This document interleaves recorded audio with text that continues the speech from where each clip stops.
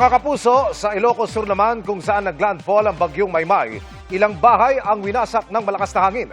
Napati din ang supply ng kuryente. Mula roon, nakatutok live si Jasmine Gabriel Galvan ng GMA Regional TV. Jasmine! Emil, 8 barangay pa dito sa bayan ng Magsingal, Ilocos Sur kung saan naglandfall ang bagyong Maymay ang wala pa ring supply ng kuryente hanggang sa ngayon. Tuloy-tuloy ang power restoration na isinasagawa ng Electric Cooperative.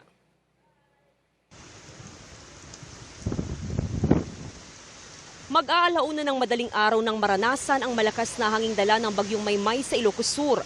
Lumaylay ang ilang kable sa kalsada na agad namang inayos. Malakas po yung hangin, ma'am. Lumaylay po yung mga kable. Kable ng internet po to, ma'am. Kaya naayos po namin para may internet po yung mga bahay-bahay po dito. Magdamag na nakabantay ang mga opisyal ng barangay para agad makaresponde sakaling kailanganin. Dahil sa bagyo. Talagang binabantay dyan. Kung sakali mo may problema, di pwedeng makaresponde.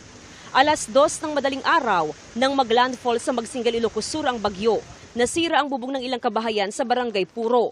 Nasira rin ang ilang bangka. Natanggal yung mga bubong, hindi kami nakatulog kasi pumapasok yung tubig. 8 barangay sa bayan ang walang supply ng kuryente. Kagabi lang, ma'am, walang kuryente. Hanggang ngayon, mahirap, ma'am. Panganib kagabi.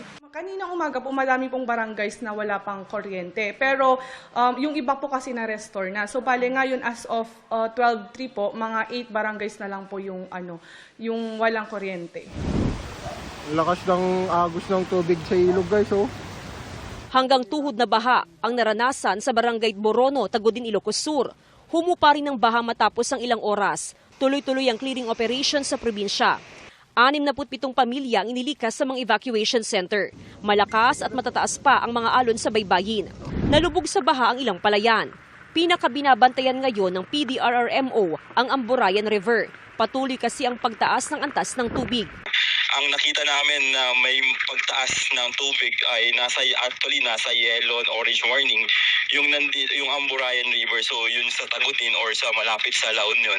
So yun yung monitor namin ngayon kasi tumataas pa yung level ng water dito sa Amburayan River.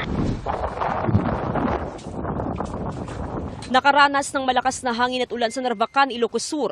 Dahil sa patuloy na pag-ulan, naka-standby pa rin ang kanilang mga rescue equipment sakaling kakailanganin.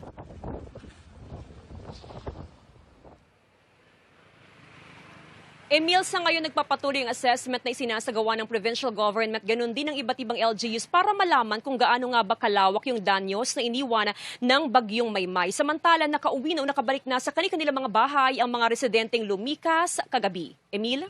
Maraming salamat, Jasmine Gabriel Galvan ng GMA Regional TV.